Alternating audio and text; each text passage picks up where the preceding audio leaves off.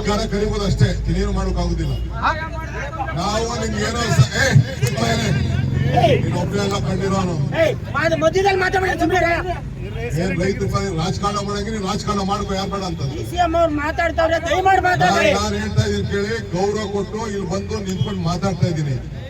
ಈ ಎದುರಿಕೆಗೆ ಇದಕ್ಕೆ ನನ್ನ MLA ನೀನು ಅವಮಾನ ಮಾಡಿ ಎದುರುಗಡೆ ಮಾತಾಡಿದ್ರೆ ನಾನು ಇಲ್ಲಿಂದ ಒಯ್ದಾಡ್ತೀನಿ. ನೀವೇನ್ ಬೇಕಾದ್ರೂ ಮಾಡ್ತೀನಿ. ನಾವೇನೋ ಪಾಪ ಅವರು ನನ್ಗೆ ಗೊತ್ತಿದೆ ಎಷ್ಟು ನನ್ನ ಟೈಮ್ ವೇಸ್ಟ್ ಮಾಡಿಸಿದ್ದಾರೆ, ಎಷ್ಟು ಮಾತಾಡಿದ್ದಾರೆ, ಎಷ್ಟು ನಿಮ್ಗೆ ಅನುಕೂಲ ಆಗ್ಬೇಕು ಅಂತ ಒಬ್ಬ ಶಾಸಕ ಆಯ್ಕೊಂಡು ಸಹಾಯ ಮಾಡೋರು ಅಂತ. ಈಗ ಇವ್ರು ನಿನ್ ಪರ ಇಲ್ಲ, ಯಾವೊಂದು ರಿಜಿಸ್ಟರ್ ಯಾವನು ಅಡ್ಮಿಷನ್ ಮಾಡ್ದ ಅವ್ನು ನಿಮ್ ಪರನಾ? ಯಾರು ಬಿಜೆಪಿ ಗೌರ್ಮೆಂಟ್ ನಲ್ಲಿ ಇದನ್ನ ದುಡ್ಡು ಕೊಡ್ಸದ್ರಲ್ಲ ₹1 ಕೋಟಿ, ಅವ್ರು ನಿಮ್ ಪರನಾ? ಯಾರು ನಿಮ್ ಪರ? ಯಾವನು ಇಲ್ಲ ನಿಮ್ ಪರ. ಏನಾದ್ರು ನಿಮ್ಗೆ ಏನಾದ್ರು ಜೀವ ಕೊಡ್ಬೇಕು, ನಿಮ್ಗೆ ಏನಾದ್ರು ಒಳ್ಳೆ ಪರಿಹಾರ ಕೊಡ್ಬೇಕು ಅಂದ್ರೆ ಬಾಲಕೃಷ್ಣ ಇವತ್ತು ನಿಮ್ಗೋಸ್ಕರ ಹೋರಾಟ ಮಾಡ್ತಾ ಇರೋದು. ಯಾರು ಹೋರಾಟ ಮಾಡ್ತಾರ ಅಂತ ತಿಳ್ಕೊಳ್ಳಿ. ನಾನ್ ನಿಮ್ಗೆ ಹೇಳೋದು ಇಷ್ಟೇ, ಕಾನೂನು ಚೌಕಟ್ಟಿನಲ್ಲಿ ಏನ್ ಸಹಾಯ ಮಾಡ್ಬೇಕು ನಾನು ಮಾಡಕ್ ತಯಾರಿದ್ದೀನಿ.